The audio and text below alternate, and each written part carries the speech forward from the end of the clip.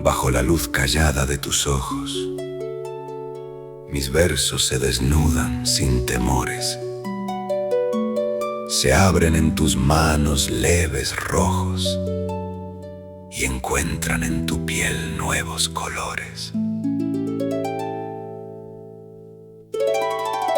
Eres refugio fiel de cada herida, destino de mi voz cuando titubea, la cómplice de sueños y de vida, la que en mi sombra silenciosa crea.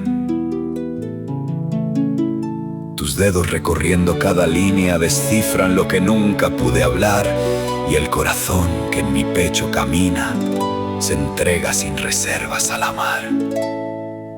A ti, mi confidente y mi destino, dedico estos secretos divinos.